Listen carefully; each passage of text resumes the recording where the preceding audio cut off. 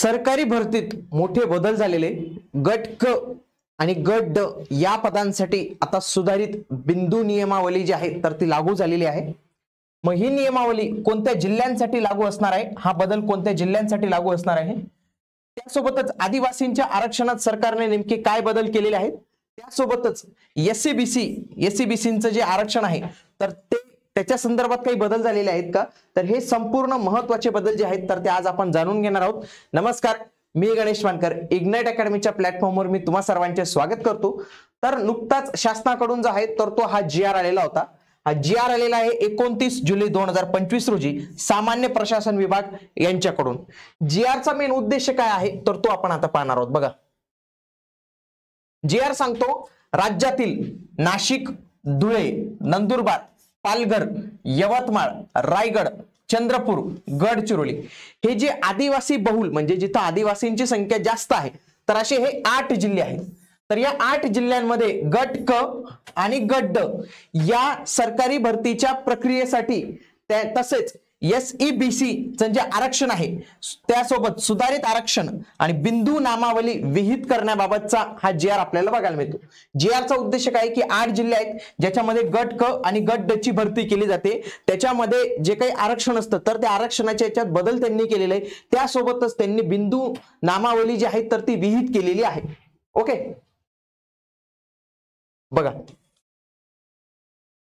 राज्यातील आदिवासी बहुल जिल्ह्यातील इतर मागास वर्ग तसेच व्हीजी असेल, एससी असेल, बाकीचे कॅटेगरी असेल तर त्यांची लोकसंख्या विचारात घेऊन सरकारने आधीच जे आहे तर ते सुधारित आरक्षण विहित केलेले, परंतु आता नुकतंच त्यांनी आरक्षणामध्ये जे आहे तर ते बदल केलेले आहे। ओके, तर तो बघा हा अशा पद्धतीने बदल असणार आहे। आता हा जीआर आलेला आहे। बघा, राज्यात जर आपण पाहिलं तर एकूण आरक्षण म्हणजे एससीचं आरक्षण हे आहे 13%, एसटीचं 60%, विजेचं 13%, एनटीबीचं 2.5%, एनटीसीचं 3.5%, एनटीडीचं 2%, एसबीसी 2%, ओबीसी 19%, एससीबीसी 10%, ईडब्ल्यूएस 10% आणि ओपन वाल्यांसाठी 28% अशा पद्धतीने आरक्षण असणार आहे। परंतु हे जे वेगवेगळे जिल्हे आहेत ना तर त्यांच्यामध्ये तुम्हाला वेगवेगळ्या पद्धतीचं आरक्षण जे आहे तर ते बघायला मिळणार आहे। बघा, आपण जर इथं पालघर पाहिलं, बघा सगळ्यात आधी इथं पालघर, नाशिक, धुळे, नंदुरबार इथं जर पाहिलं तर एससीचं 10% आरक्षण त्यांनी ठेवले, पण इथं एसटीचं आरक्षण वाढले मित्रांनो, किती झाले, डायरेक्ट 22% झालेले, म्हणजे आदिवासींच्या आरक्षणात इथं वाढ झालेली, कारण की हे आदिवासी बहुल जिल्हे इथं आदिवासींची संख्या तुम्हाला जास्त बघायला मिळते। म्हणजे ओरिजिनली हे 27% आहे म्हणजे ओव्हरऑल राज्याचा विचार करता, परंतु आपल्या इथं या जिल्ह्यांसाठी हे आरक्षण किती असणार आहे, 22% असणार आहे। विजेएचं 3%च आहे, एनटीबीचं 2.5%, एनटीसीचं 3.5, त्याच्यानंतर 2, म्हणजे बाकी इथं बदल नाही, पण इथं यांच्या आरक्षणात बदल आहे। म्हणजे ओबीसीचं जे आरक्षण आहे वरती तुम्हाला किती 19% दिसत होतं ते इथं मात्र 15%च असणार आहे। त्यासोबतच वरती एससीबीसीचं 10% दिसत होतं ते 8%च असणार आहे, ईडब्ल्यूएचं 10% दिसत होतं 8% असणार आहे, ओपनचं 28% दिसत होतं ते मात्र इथं 24% एवढं इथं बघायला मिळणार आहे। म्हणजे यांच्या आरक्षणात इथं बदल झालेले, त्यासोबतच बघा एससीचे जे आरक्षण इथं 13% होतं तर हे 10% झालेले, म्हणजे यांचे जे आरक्षण आहेत बघा यांचे आरक्षण यांचे तर इथं मात्र हा बदल झालेला आहे। त्यासोबतच यांचे हे वाढलेले आहेत, एसटीचं आरक्षण वाढलेले, बाकी भटक्या विमुक्त जमातींसाठीचं असलेल्या आरक्षणात बदल झालेला नाही। कशासाठी, पालघर, नाशिक, धुळे, नंदुरबार, बाकीचे 4 जिल्हे बाईचे आहेत पुन्हा आपल्याला। यवतमाळ, चंद्रपूर, गडचिरोली, रायगड, बघा याच्यात एससीचं इथं वरती 13% होतं ना, इथं 12, 13, 12, 12, म्हणजे चंद्रपूरमध्ये 13% त्यांनी ऍज इट इज ठेवले।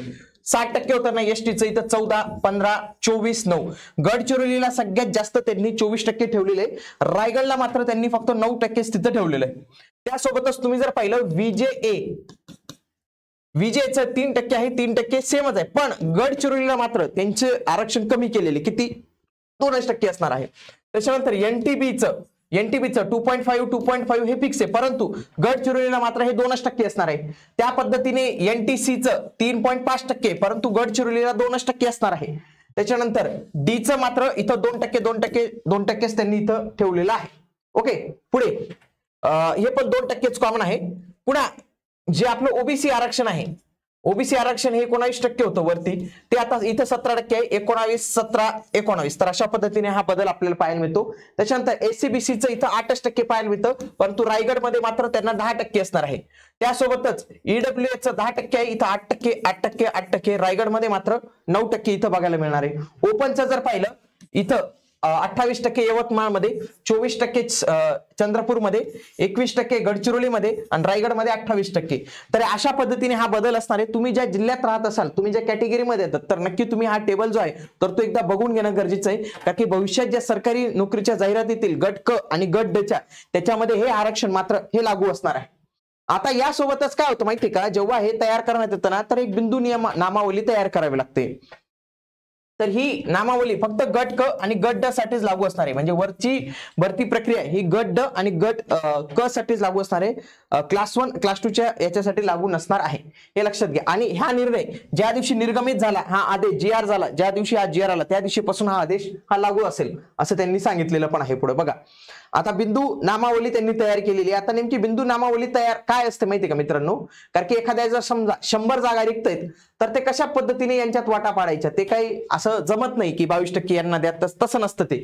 तर कॅल्क्युलेशन कसं करतात माहितीये का, की सरळ शेवटच्या 100 जागा आहेत म्हणजे गट क च्या, म्हणजे नाशिक, धुळे, नंदुरबार, पालघर साठी त्यांनी सांगितले की एसटीचं 22%. म्हणजे पहिली जी जागा जाईल ना तर ती असेल एससीची, अनुसूचित जातीची. दुसरी जागा जाईल एसटीची, तिसरी जागा जाईल व्हीजेएची, चौथी जागा जाईल बीची, त्याच्यानंतर 5वी जागा जाईल ओबीसीची, त्याच्यानंतर एससीबीसीची, 7वी जागा जाईल एनटीसीची, 8वी जागा जाईल ईडब्ल्यूएचची, 9वी जागा जाईल एसटीची, पुन्हा 9वी जागा एसटीची, आणि मग 10वी जागा ही ओपनची बघायला मिळते. म्हणजे हा एक बिंदू नामावली तयार असते. म्हणजे जर समजा 10 जागा आल्या ना तर ते 10 जागांचं वर्गीकरण हे अशा पद्धतीने होईल. मग पुढे जास्त जागा आल्या तर त्या तशा पद्धतीने, म्हणजे या 100 जागांचं बायफर्गेशन ही अशा पद्धतीने बिंदू नामावलीमध्ये करावं लागतं.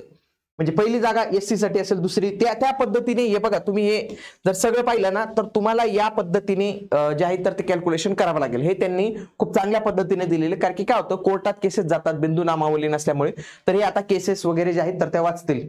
बघा इथं दिलेलं पण आहे की अनुसूचित जाती एससी ची बिंदू नामावली किती, 1, 12, 27, 36, 43, 61, 73, 80, 91, 97. तर या पदांवर जेव्हा येईल तर एवढी पदं यांना भेटतील. ही त्याच्यानंतर ही 22% जागा, मग याच्यासाठी ही बिंदू नामावली त्यांनी इथं जे आहे तर ते तयार केलेले आहे. हे मात्र तुम्हाला इथं लक्षात ठेवायचंय. तुम्ही तुमच्याही पद्धतीने, तुम्ही ज्या जिल्ह्यासाठी असाल, तुम्ही ज्या भागातले असाल, तर त्याच्यासाठी ही जी पीडीएफ आहे तर ही व्यवस्थित पद्धतीने तुम्ही जे आहे तर ते बघून घेणं गरजेचं असणार आहे. लवकरच सरळ सेवामध्ये खूप मोठ्या प्रमाणावर भरती येणार मित्रांनो. तलाठी, मनपा, नगर परिषद याच्यासाठी जर तुम्ही तयारी करत असाल तर तुम्ही नक्कीच आपलं इग्नाइट अकॅडमीचं ऍप्लिकेशन डाउनलोड करू शकतात. आपला हा कोर्स आता लाईव्ह स्वरूपाचा झालेला आहे. याची ही जी बॅचची फीज आहे याच्यामध्ये तुम्हाला आणखी 10% एक्स्ट्रा ऑफ मिळू शकतं जर तुम्ही त्यात GM10 नावाचा एक सिक्रेट कोड यूज करत असाल तर. आणि हे जे नंबर्स आहेत यांना पण कॉल करून तुम्ही अधिक माहिती विचारू शकतात. इग्नाइट अकॅडमीने दर्जेदार कोर्सेस आपले विविध स्ट्रीम मध्ये देखील उपलब्ध केलेले आहेत, जसे की नवोदय असेल, कृषी असेल, पोलीस भरती असेल, तर हे सगळे कोर्सेस आता आपण उपलब्ध करून दिलेले आहेत. इग्नाइट पाठशाला नावाने आपण एक उपक्रम सुरू केलेला आहे, ज्याच्यामध्ये आपण शालेय स्पर्धा परीक्षा जे आहे तर त्यांच्याविषयी माहिती देतो. म्हणून तुमच्या घरात, तुमच्या नातेवाईकांमध्ये कोणी विद्यार्थी असेल, जो कोणी शाळेत शिकत असेल, तर त्यांच्या पालकांना हे चॅनल नक्की शेअर करा, कारण की याच्यामध्ये शालेय गोष्टींविषयी सर्व माहिती आपण देत असतो. म्हणून इग्नाइट पाठशाला हे चॅनल तुम्ही आजच सबस्क्राईब करून ठेवा. भेटूया आता पुढील व्हिडिओमध्ये. तोपर्यंत जय हिंद, जय महाराष्ट्र, धन्यवाद.